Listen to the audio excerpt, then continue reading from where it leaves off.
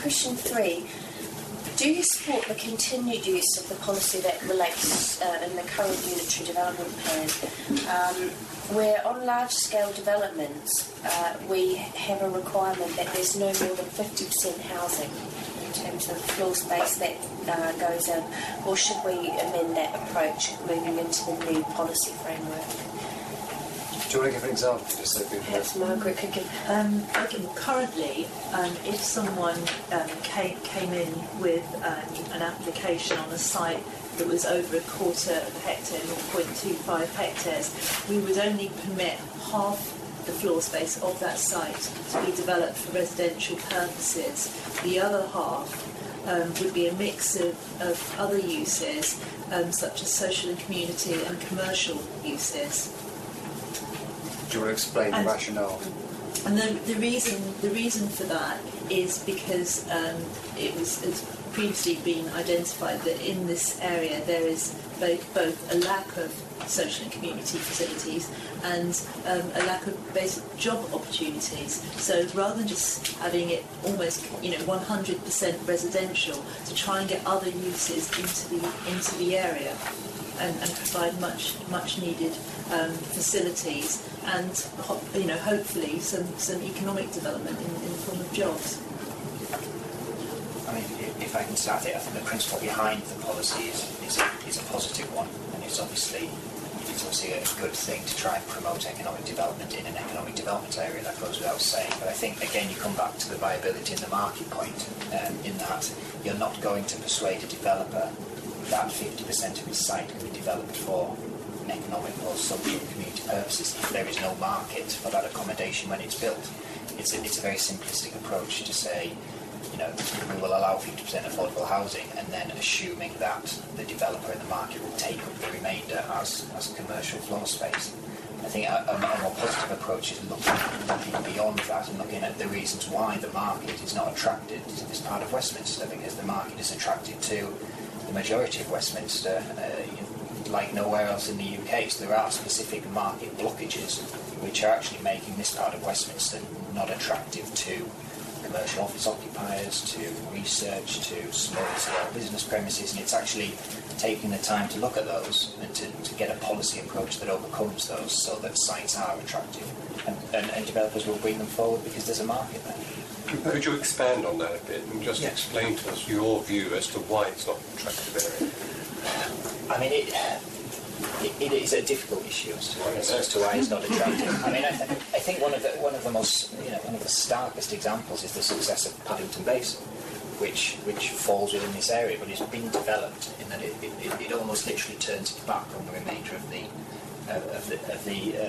the area, and whether that is partly because of the divisive nature of the A40 and that it's perceived as a different part of Westminster, or it's because of the, it could be anything from the quality of the environment. Businesses do not want to locate there because it doesn't represent a good environment for their stuff. There are parts of it that are very difficult to get to by public transport, and they're off the major lines. There are, I can't summarise all the various reasons, but there are certain key factors which do make it an area that it just is not attractive for the market. I think what we're concerned about is encouraging people to actually run businesses in the area. I'm not talking about massive great office blocks, but perhaps those tertiary businesses who operate in central London but need a base on the fringe. And I sort of look at plumbers, electricians, and these people all seem to travel in from the Medway, whereas would it not be a good idea that they were located on small unit type developments in that area, which would then provide employment for the local people, not necessarily at certain times, but that would create some local employment. That's, I think, where certainly my perspective is that it could be a good thing that we say on a site 50% shall be developed, I won't use the word commercial, but shall be used for a work type operation, and particularly those sort of businesses, because they are valuable to central London. It's an interesting approach being taken forward by the Mayor in his new London plan, talking about opportunity area hinterlands. So basically looking at an opportunity area like Paddington and saying those supporting services like printers, like plumbers, like cleaning companies, like employment consultants that actually are required by those big commercial centres but don't necessarily locate within them should be promoted in the areas surrounding. Yep, absolutely. You can carry on from that with bakers and... so it's making a link between the two. Yeah. But if the thing was presented, as it has been said, 50% whatever, it's still up to the individual developer to use their initiative to try and get the other bits let. And if you rule that out, because this trend has been going on in this area for 30 years, and there's hardly any garage now in the area, no small businesses and whatever, but of course there is a remedy already, and our society blocked one of the applications for a small business to be turned into an accommodation. That was straightforward blocked, and it didn't appeal against it. So that goes on, and you can register from what's happening in that respect to the need for the area.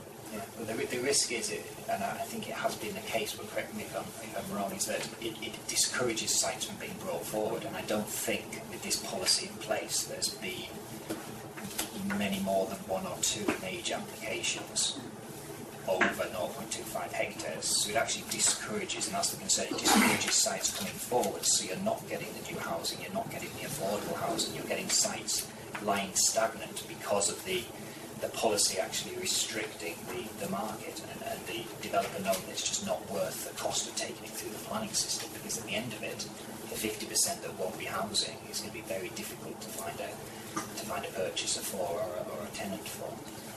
Presumably, those statistics you're talking about are on record and have influenced the suggestion that they had before.